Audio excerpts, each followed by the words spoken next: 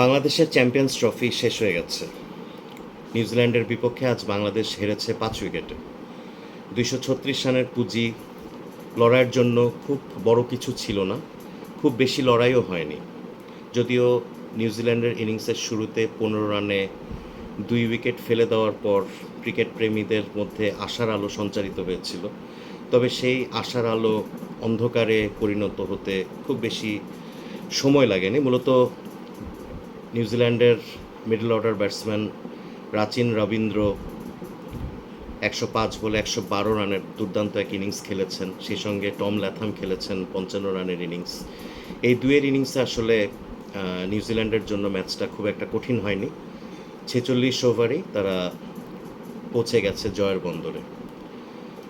যাই হোক, প্রথম ম্যাচের মতো না হলেও আজকে রাওয়ালপিন্ডির ম্যাচটাও বাংলাদেশের ব্যাটিং ব্যর্থতার গল্প। যদিও অধিনায়ক নাজমুল হোসেন 110 বলে 70 রানের একটা ইনিংস খেলেছেন, তার ব্যাট আজকে হেসেছে। তবে আধুনিক ক্রিকেটের কতটা উপযোগী তার ইনিংস সেটা নিয়ে বিতর্ক হতে পারে, সেটা নিয়ে কথা হতে পারে। Strike rate 70। আমি ভুলেই গিয়েছিলাম যে আমাদের অধিনায়ক নাজমুল স্ট্রাইক রেট নিয়ে কথা বললে আসলে মাইন্ড করেন। যাই হোক, টানা ব্যর্থতার পর অন্তত আজ তার ব্যাট হেসেছে, এটাই বা কম কি। বাংলাদেশ দলের বেশ কয়েকজন ব্যাটসম্যান আজকে তাদের ইনিংসের শুরুটা করেছেন, কিন্তু শেষটা করতে পারেননি। অপ্রয়োজনীয় শট খেলে আউট হয়েছেন, দলকে বিপদে ফেলে গেছেন। তানজিদ হাসান তামিম ভালোই খেলছিলেন শুরুতে, 24 বলে 24 করেছিলেন, কিন্তু ব্রেসওয়েলের বলে তিনি যে শট খেলে উইলিয়ামসনকে ক্যাচ দেন সেটা দলের জন্য খুব একটা ভালো হয়নি। একই কথা প্রযোজ্য মেহেদী হাসান মিরাজের জন্য। মিরাজও আজকে তার ইনিংসের শুরুটা করেছিলেন বেশ ভালোই, কিন্তু এত বাজে একটা শট খেলে তিনি আউট হয়েছেন, এত সহজ ক্যাচ দিয়ে তিনি আউট হয়েছেন, সেটা আসলে টেলিভিশনের সামনে বসে দেখাটা আসলে চোখের জন্য খুব পীড়াদায়ক। গত ম্যাচে, ভারতের বিপক্ষে ম্যাচে নিজের প্রথম ওয়ানডে সেঞ্চুরিটা পেয়েছিলেন তাওহিদ হৃদয়। আজকে তিনি ব্যর্থ, 7 রানে আউট হয়েছেন। যদিও জাকের আলী আজ ভালো খেলেছেন, 45 রান করেছেন। রিশাদ হোসেনকে সঙ্গে নিয়ে তার লড়াইটাই মূলত বাংলাদেশকে 236 রানের পুঁজি এনে দেয়। বাকি থাকলেন এখন দুইজন, মাহমুদুল্লাহ এবং মুশফিকুর রহিম, দুজনই বাংলাদেশের সাবেক অধিনায়ক। বাংলাদেশ দলের সবচেয়ে অভিজ্ঞ ও পোর খাওয়া দুই ক্রিকেটার।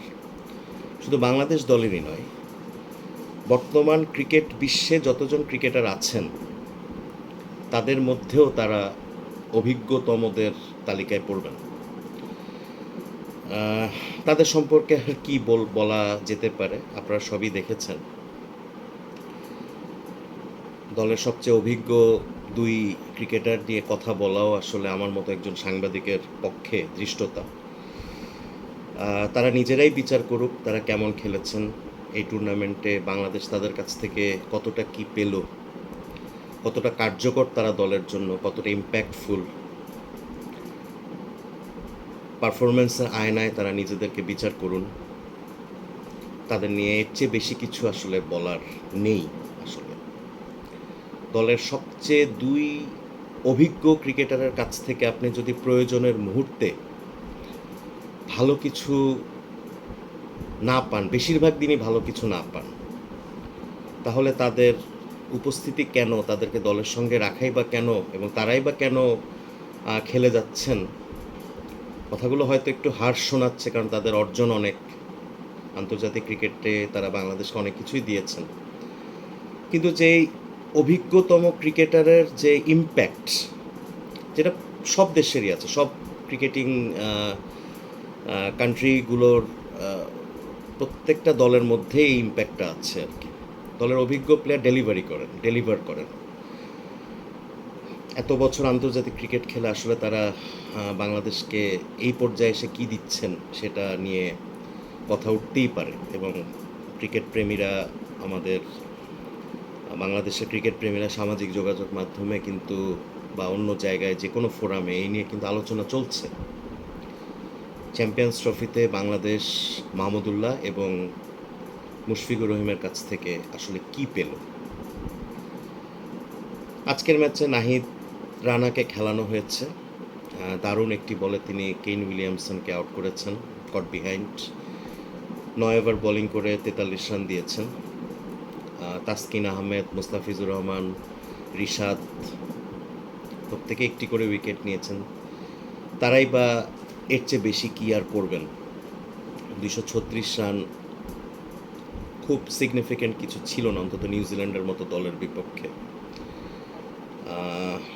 যাই হোক, চ্যাম্পিয়ন্স ট্রফি শেষ বাংলাদেশের। সেমিফাইনাল খেলার আর কোনো সম্ভাবনা নেই। এই গ্রুপ থেকে বাদ পড়ে যাচ্ছে পাকিস্তানও। ভারত এবং নিউজিল্যান্ড সেমিফাইনাল নিশ্চিত করে ফেলেছে। আজকে একটি কথা আমার খুব মনে হচ্ছে যে বাংলাদেশকে আমরা কিছুদিন আগ পর্যন্ত অন্তত 50 ওভারের ক্রিকেটে আমরা মোটামুটি একটা ভালো দল, এটা আমরা বিশ্বাস করা শুরু করেছিলাম। কিন্তু আপনি 2023-এর ওয়ানডে বিশ্বকাপের কথাই ধরুন, এরপরে ওয়ানডে ম্যাচগুলো কিংবা এবারের চ্যাম্পিয়ন্স ট্রফি, সে বিশ্বাসের জায়গাটা কিন্তু আসলে অনেকটাই নড়বড়ে করে দিচ্ছে। যাই হোক, এর এর চেয়ে বেশি কিছু আর বলতে চাই না। এটা আমাদের ক্রিকেট প্রশাসকরা বুঝবেন ভালো, বিসিবি ভালো বুঝবে। পাকিস্তানের বিপক্ষে আর একটা ম্যাচ বাকি, এটার কোনো ইম্প্যাক্ট নাই টুর্নামেন্টে। এটা অনেকটাই মর্যাদার লড়াই। এখন খেলোয়াড়রা যদি কিছুটা ফিল করেন যে তাদের মর্যাদা রাখতে হবে, দেশের মর্যাদা, দলের মর্যাদা, নিজেদের মর্যাদা, তাহলে তারা নিজেদের খোলস থেকে বেরিয়ে ভালো করার চেষ্টা করবেন। সে পর্যন্ত আশায় থাকি। ধন্যবাদ।